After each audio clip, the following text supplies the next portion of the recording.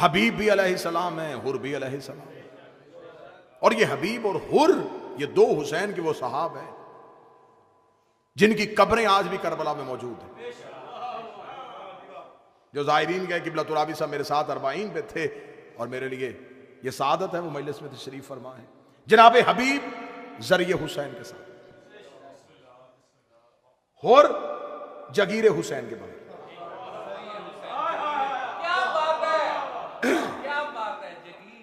जनाब हबीब की कब्र इमाम हुसैन अलैहिस्सलाम की जरी के साथ, जनाब हुर की कब्र हदूद करबला के बाहर, बिल्कुल करबला की सरहद पे है हुर का रोजा। मैंने लफ्ज कह दिया था, मुझे लफ्ज की वजाहत देनी है कि जो मकाम हबीब का है वही हुर का है। अभी मजमे से कोई सवाल कर सकते हैं बच्चे साहब कि हबीब और हुर का मकाम एक कैसे? वो हुसैन की जरी के सामने सोया, ये हदूद करबला के बाहर सोया। हुसैन की नजर में दोनों का मकाम एक था। करबला हुसैन की खरीदी हुई जमीन थी। हुर को जगीरे करबला के सरहद पे रखा, हबीब को कब्र हुसैन की सरहद पे रखा। अब जो करबला में हुसैन की कब्र पे आएगा वो हबीब से गुजरेगा, जो जगीर में आएगा वो हुर से गुजरेगा।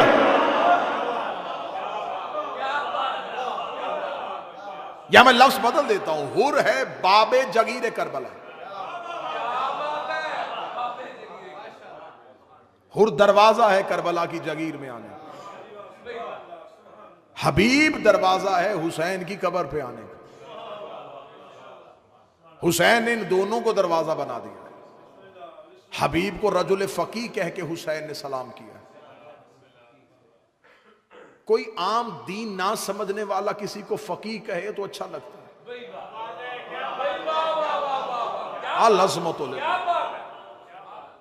खुद दीन जिसे फकी कह दे।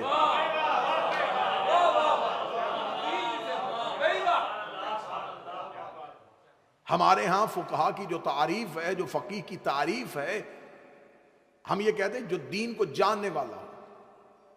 किबला तशरीफ फरमाए, दीन की सूझबूझ रखना और है। जो दीनी मामला से, जो दीनी मसाइल से वाकिफ, उसे फकीह नहीं कहते। जो दीनी मसाइल की हसीयत को समझे उसे फकीह कहते हैं। जो ये समझे कि दीन के इस मसले पर अमल करना है वो फकीह नहीं। जो ये समझे कि ये चीज वाजिब क्यों है और दो अमलों में से किसको तरजीह दी जाए, जो दो बराबर के अमाल में से एक को तरजीह देने की और बताने की पोजीशन में हो, उसे फकीह कहते हैं। हुसैन अलैहिस्सलाम ने शब आशूर जनाब हुर को सलाम, और जब खत लिखा तो तब सलाम।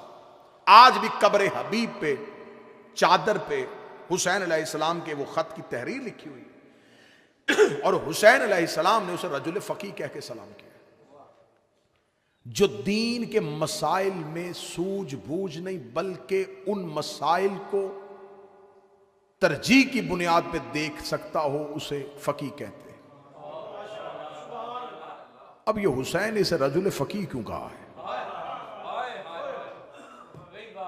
आशूर पे एक ऐसा वक्त आया था जब उधर से नमाज शुरू होने लगी थी और उधर से हुसैन पे हमला हो गया था। अब हबीब को फैसला करना था कि मैं हुसैन के पीछे नमाज पढ़ूं या हुसैन का तहफ्फुज करूं। हबीब के सामने दोनों चीजें आ गई, एक तहफ्फुज हुसैन था, एक अदाए नमाज थी। हबीब घोड़े की ज़ीन पे बैठे, हबीब ने लश्कर यजीद पे हमला किया। पीछे से एक सहाबी की आवाज आई, हबीब नमाज हो रही, नमाज नहीं पढ़ेगा? कहने लगा पढ़ूंगा लेकिन इसके नाने के पीछे पढ़ूंगा।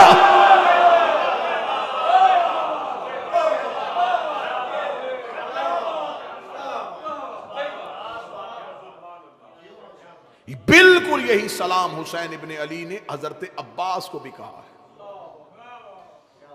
हजरत अब्बास को भी रजुल फकीह कहा है कि अब्बास तू भी रजुल फकीह है। मैंने एक मजलिस, मैंने वादा किया कि एक मजलिस जब तज़किरा हजरत अब्बास होगा और शबी अलम की बरामदगी होगी तो वो फिर तज़किरा हजरत अबुल फजल अब्बास होगा कि किस इज्जत के मालिक को अब्बास कहते हैं।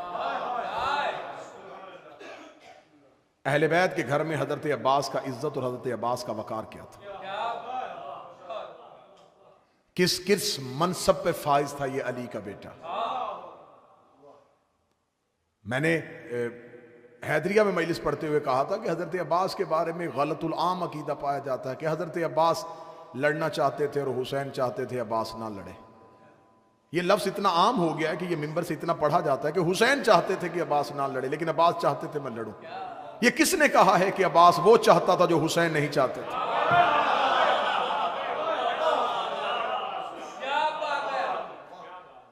हुसैन की चाहत ही अब्बास की चाहत है और अब्बास की चाहत ही हुसैन की चाहत है। असहाब पैगंबर और थे, असहाब हुसैन और थे। इसलिए हुसैन इब्न अली ने कहा था, नाना जैसे असहाब मुझे मिले वैसे आपको भी नहीं मिले। उन्हें रसूल बुला रहे थे और वो आ नहीं रहे थे, इन्हें हुसैन भेज रहे थे और ये जा नहीं रहे। वो मैदान जंग में उतरते थे, लेकिन नतीजा जंग देखने के बाद नतीजा क्या होगा, जीती कैसे जाएगी। पहली जंग है इस्लाम की बदर, बिल्कुल 313 है और सहाबे पैगंबर परेशान हैं कि यार रसूलल्लाह हम थोड़े हैं, काफर ज्यादा है। ये है रसूल के सहाबी 313 होके पैगंबर से कह रहे थे कि हम थोड़े हैं।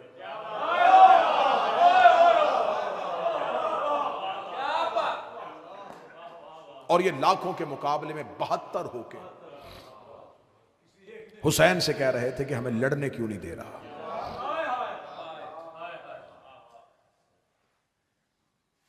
इंशाअल्लाह ये मजालिस इसी ज़ौक़ व शौक़ के साथ चलती रहेंगी। रोज़ाना की मजालिस में तज़किरा या सहाबे पैगंबर और तज़किरा या सहाबे हुसैन होगा।